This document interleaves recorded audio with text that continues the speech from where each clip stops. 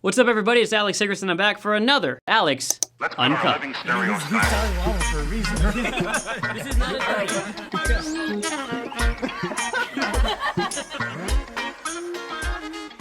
So this week, I've chosen one from Maggie Jones, who asked the question, if you could only keep 5 possessions, what would they be and why?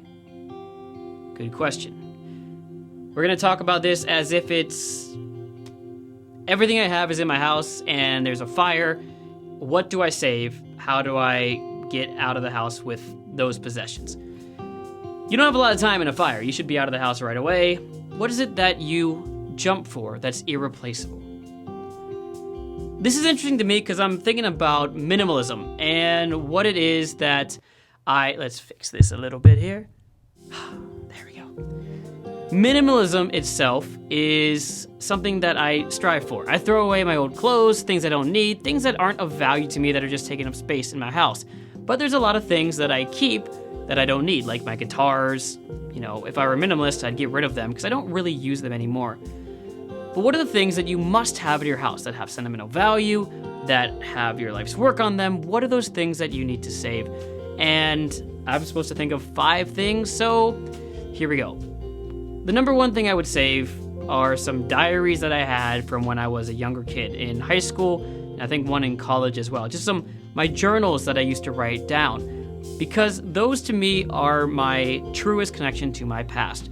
When you write down something in your journal, those are the thoughts that you are actually thinking at the moment, that you are spilling out to the world of a notebook.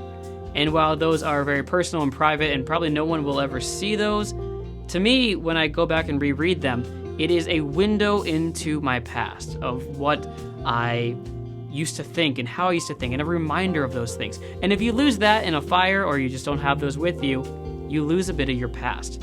And that in itself is important. My files are done transferring, if you heard that down below.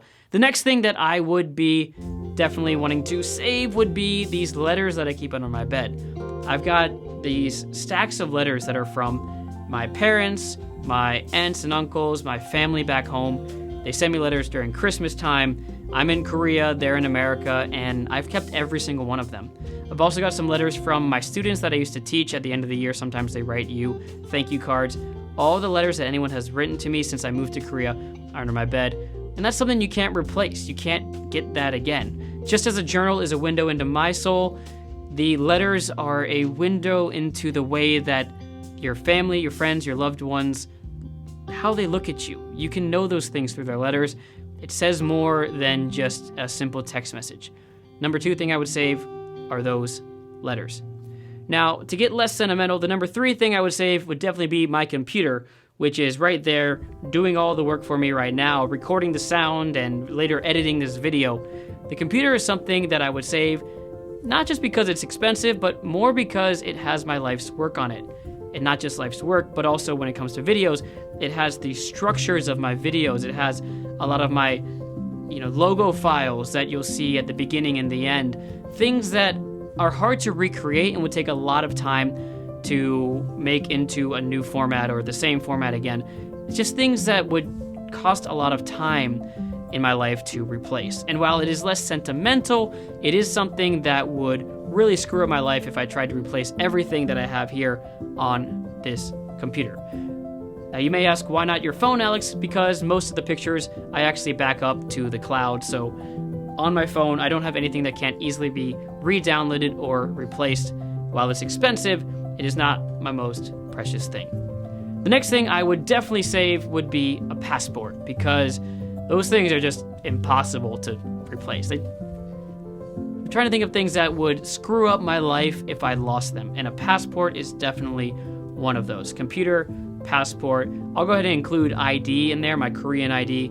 Those are things that you just can't live without. So when you're running out of the fire and you've only got one more hand, grab that passport or ID.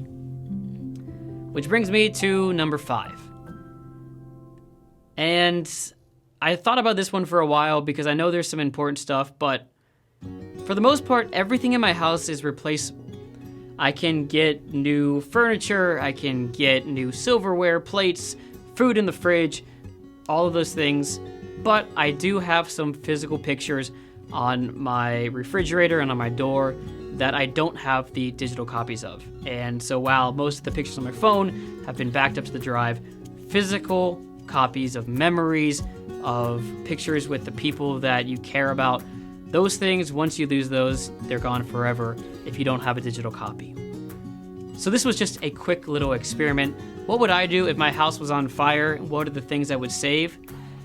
I think the things that are, number one, sentimental to me, like number 1, 2, and 5, pictures, the letters, and the diaries.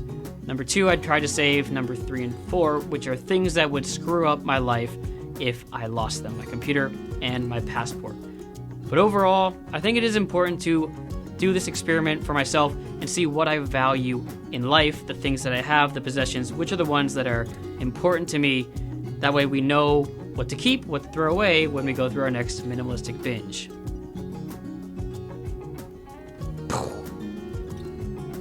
So that's it. I gave you my ideas. What are the things that are important to you in your life? What are those pictures, those albums, those memories, those sentimental objects, your presents you received? What are those things that are vital to you and your sense of sanity? Maybe it's something physical, maybe like a picture that you can't get digitally redone. Maybe it's your equipment, like your camera or your computer. Let us know down below. I want to know what everyone has to say about this, because it's kind of part of the fun is to read your answers to my question and realize that some of your answers are better than mine. Leave those answers to the question down below. What would you save if you had to save 5 things? Also, leave a question for next week. As always, I will answer some other questions. Amy J, who do you feel like you know, even though you've never met them? I will say... some of the people I follow on YouTube. Gary Vee is someone who posts his entire life online, it appears, but when people post stuff online that is a lot about their personal philosophies in life and what they do, and they back it up with what they do, he's an entrepreneur, I think it's easy to know who they are, but I could be totally wrong. Gary Vaynerchuk would be one of them. And Dora, can you suggest us a movie for each season? Since it's a short answer, I'll give you fall. Anything that is...